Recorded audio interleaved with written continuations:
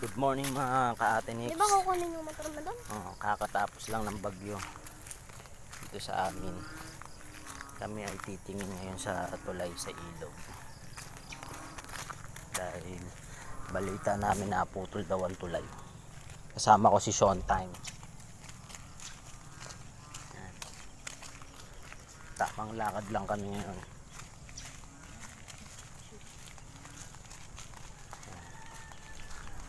Maaga-aga kaming naggala para lang makita namin ang mga nangyari, mga dulot ng bagyo kahapon.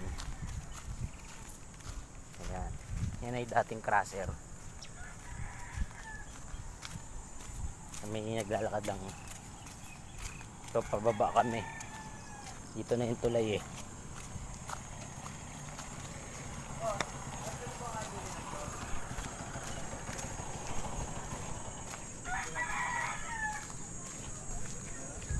Ito, malapit-lapit na kami. Masyadong malaki ang ilog ngayon. Dito, natanaw ko na malakas pa lang talagang dumaan. Putol nga ang tulay. Lalapit tayo. Ang laki ng ilog ngayon. Kaya naman naisipan kong tanongin si Sean Time. Sa nangyaring dinulot ng bagyo kagabi, anong masasabi mo? Wala. At ayun, wala nga siyang nasabi. Nice! Tayo sa Barangay Balanak. Yan. Putol po ang tulay. Sa bato na sila nadaan. Kaisa-isang tulay.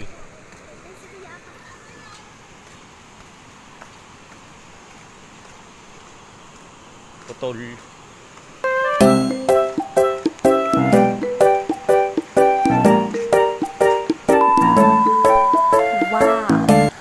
Ganun pa man, thank you pa rin dahil walang napahamak sa bagyo. So ayun guys, napakita ko na sa inyo kung anong dinulot ng bagyo sa amin. At muli dito tinanong ko si Sean Time. Anong masasabi mo? Yan po ang bagyo. So ayun ulit guys, thank you. Sa ulitin, ito ang inyong kapuslit. Ciao!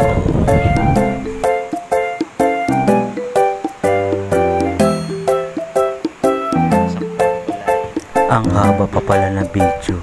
So ulitin ulit guys. Thank you!